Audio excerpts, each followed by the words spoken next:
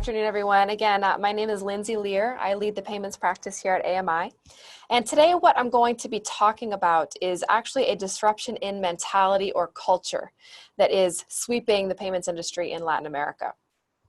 So if you go to our first presentation slide, as many of you know who may be involved in payments on the call today, we have had a revolution of fintech in Latin America, with over 500 fintech startups currently operating in Latin America and leading banks creating new digital products. However, over the past 5 years that we've seen these innovations trying to be brought to market, the actual experience at the POS has really not changed very much. We still see traditional card payments and cash representing 98% of purchases, retail purchases in Latin America. So the question is, why have we not seen major innovations come to the purchase experience in Latin America? We would argue at AMI that the main reason for this is that most of the innovations being brought to market today are closed loop in nature, meaning they're only available to the users of that particular bank or fintech company. And this essentially undermines what a network is. When you have a closed loop solution, that creates fragmentation. And a network is essentially the interconnectedness of people to enable the free flow of information.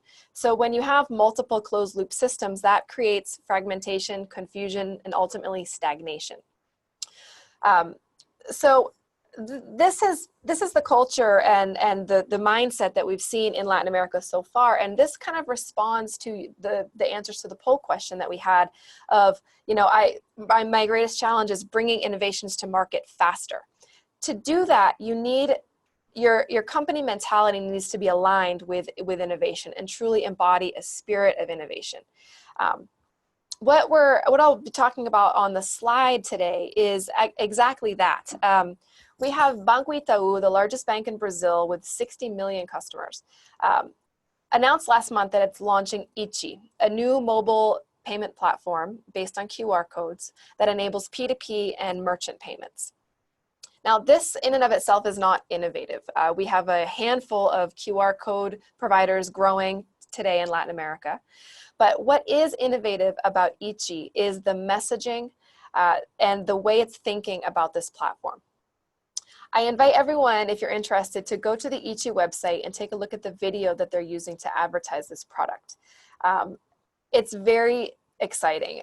Not only is the video very fresh and fun, you would never know it's advertising financial services, but the message that they use to promote ichi is quite groundbreaking. I have it written here on the slide in Portuguese, but the main tagline they use, and I really can't overstate the importance of this. The tagline says in English, "Do you believe that winning together is better than winning alone? If so, ichi is for you." Now, that flies in the face of the old mentality in the industry of payments is a zero-sum game. For me to win, you have to lose. Instead, they're opening up their platform and creating something that is accessible to everyone, truly creating financial inclusion. Now, this message is underpinned by 3 components of the platform that are very disruptive. The first is you are not required to be an Itaú account holder to use ichi. So they are basically saying to the market, we have something of value to offer. We want anyone to use it. You don't have to bank with us. Our competitors' customers can use this. It is so valuable and exciting. Secondly, they're changing the way they're monetizing the platform. Ichi will charge a 1% commission, fixed 1% commission paid by the merchant when receiving a merchant payment.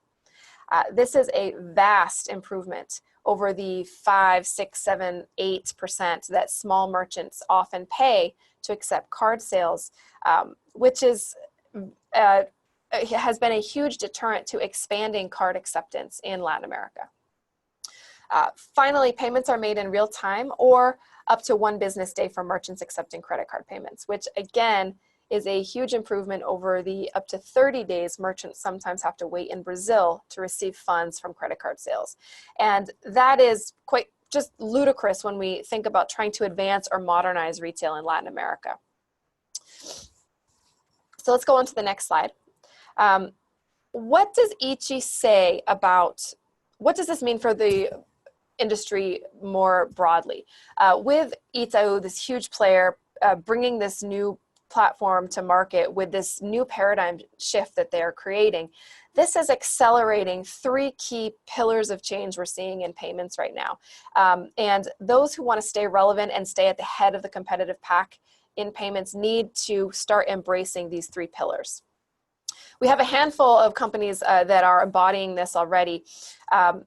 And what they're doing, the most important thing here is downward pressure on fees. We're moving away from a fee-based business model, okay, in which, because fees are reducing and falling, customers are becoming more savvy and more demanding.